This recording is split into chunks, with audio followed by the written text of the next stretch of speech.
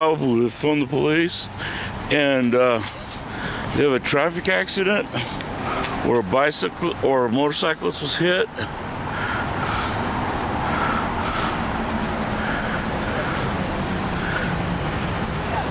You can see the streets blocked off.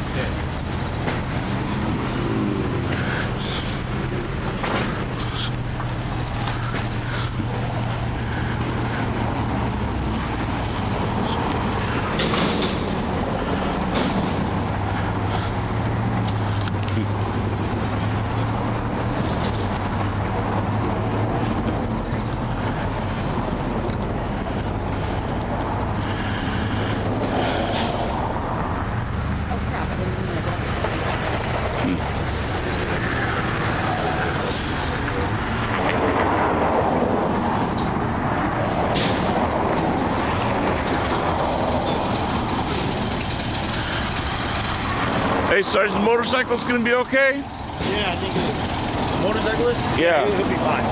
Okay, Minor cool. injuries, he'll be fine. Oh, minor injuries? Yeah. Yeah. Well, so far it looks minor on the preliminary results, but he looked, he stood up, which is a great sign. So hopefully he's okay. Hopefully. I mean, Yeah. I heard a motorcycle crash, and the first thing I think is fatality. That's my biggest concern. I always get nervous when I hear that, and I'm like hoping for the best the whole way here. Yeah. You just never know, you know. I mean, I don't even know what the speed limit is through here. 50. 50? Yeah, 45 through Channel Islands. 45 through Channel Islands and down Victoria. It's, Right there. But on Victoria, it's 50. Oh yeah, yeah. yeah, on Victoria it's 50 miles an hour. And the guy got up and walked away from that motorcycle accident. We all need a little luck on our side sometimes. Thanks guys, you guys have a good day. All right, you too. Be safe, Sergeant. Thank you, I appreciate that. Thank you for your service. Thank you.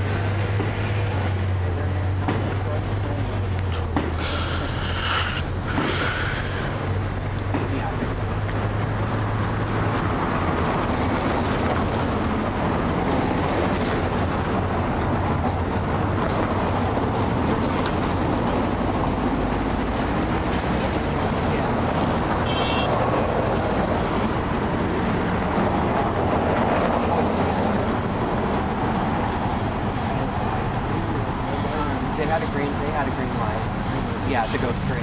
Yeah.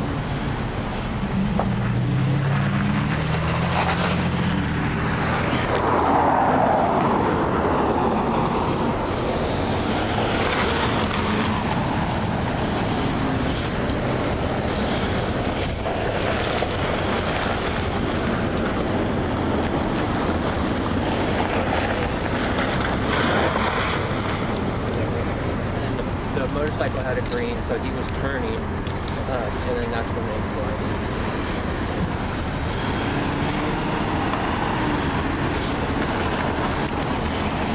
The motorcycle was coming. Yeah, where that black is.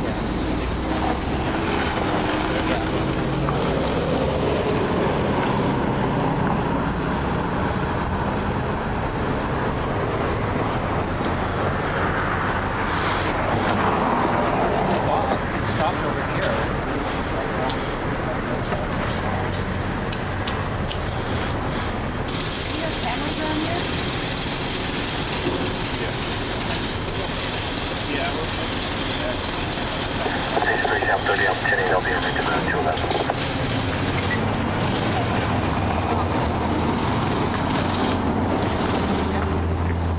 What's that? So what a nasty business.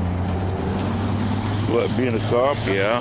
No, but being in that accident, that whole thing. Oh, yeah.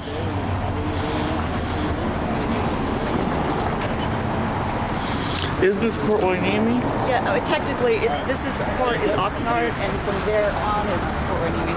Huh.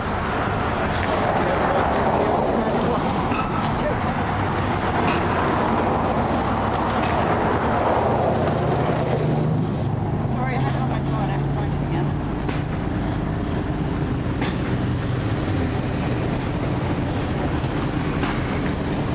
Just now.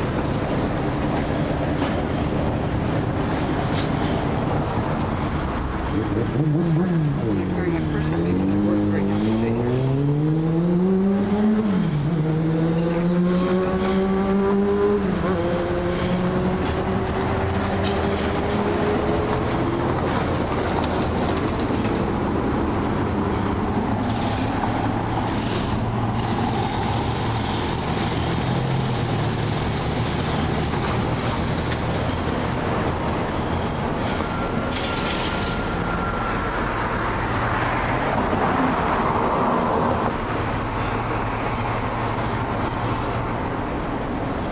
Data Rivers. 521.62.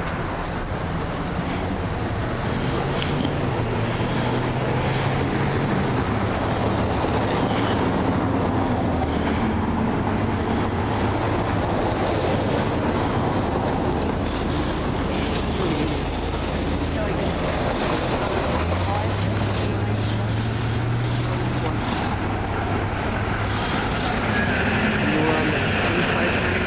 Yes, I was the first car where that white car is now. And I got here and I thought that the light let me turn and it didn't, so I was kind of staring up at the light because I tried to figure out what to do. So I saw the car and I was out of it. I mean, the warning at work, and I'm not thinking of that. I don't remember what color it was. And the other people said it was a brown car, I believe them. All I saw was the guy flying over and putting down. He was turning right and they were turning left. Now I don't know if that, I know they have the green light that comes on at the very end here, so people can turn left. I don't know if he was still bringing on his side or if he turned red. I don't know. I don't remember seeing the cars coming this way, so I don't know if it's like a green yet or not. I'm sorry. Oh, that was just a horrible thing. I just heard the thud and saw him flying, and then I kind of I did not expect it. Did you see the driver at all? No.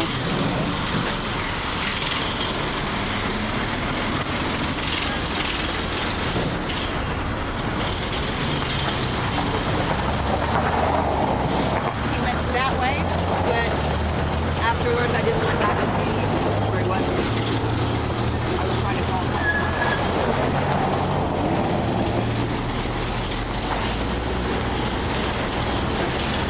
I'm sorry. No, it's okay. Where I kind of jumped. Anything else we can help you?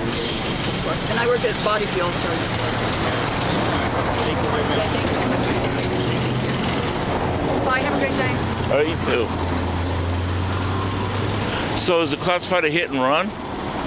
Yes. Ooh.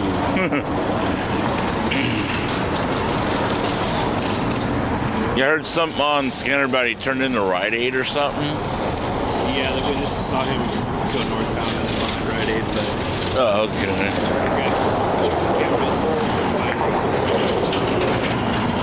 Well, I definitely don't like hit and runs. yeah, they're not good. No. It's not cool that people do that. Did you at least get a license plate number? No. Man. Just a description. Yeah.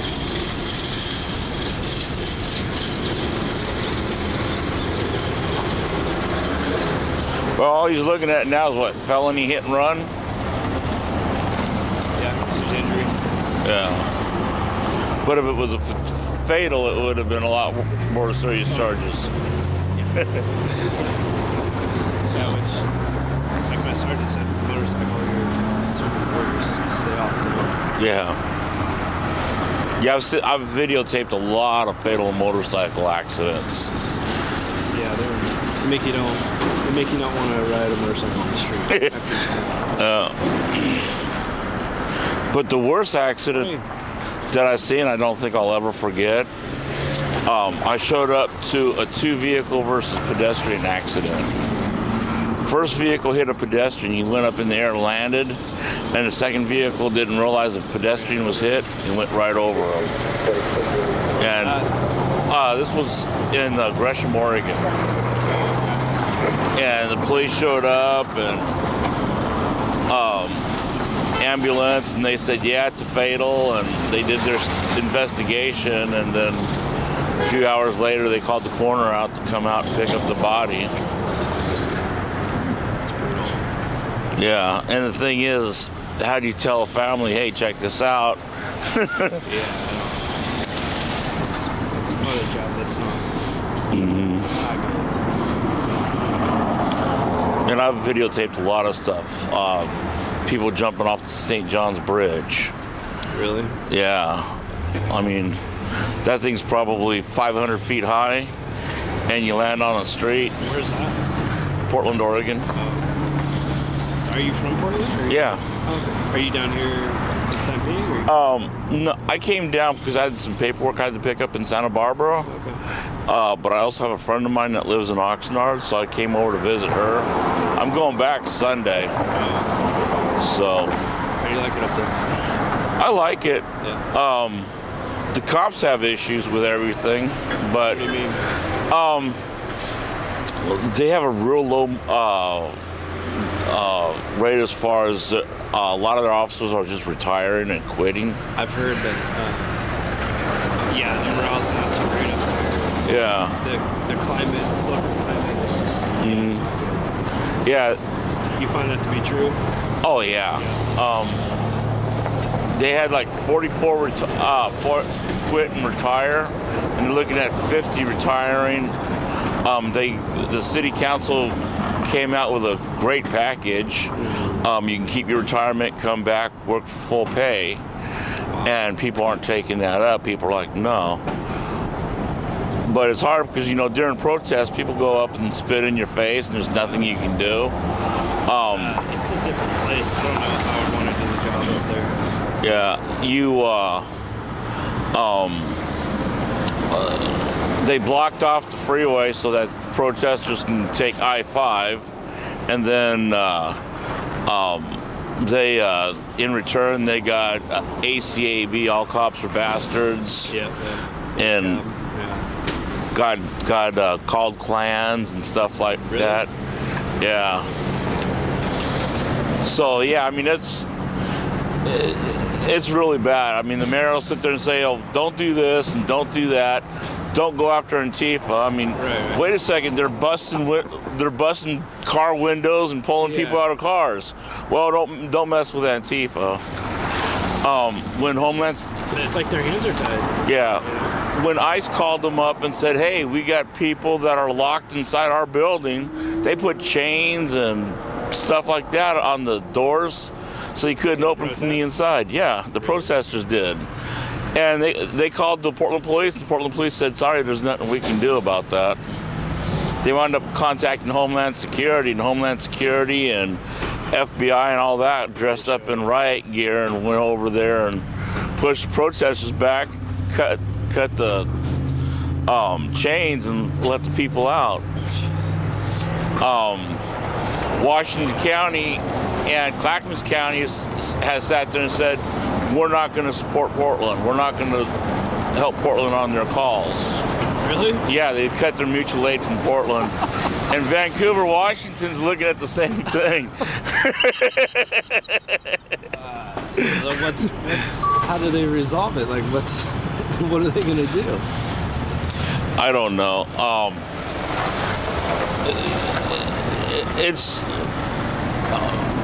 The Portland police is all political now. Sounds extreme. Have you seen the documentary Seattle is Dying? Just check that out. It's pretty eye-opening. Yeah. I didn't realize it was that bad up there. It's the same thing. It's just my parents are tired. They can't do anything. It's turned into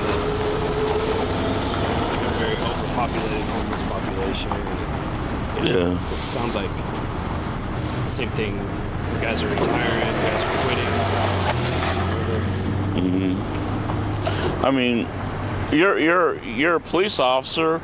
If you're down here, and I suspect your Timco's the same as Portland, and there's a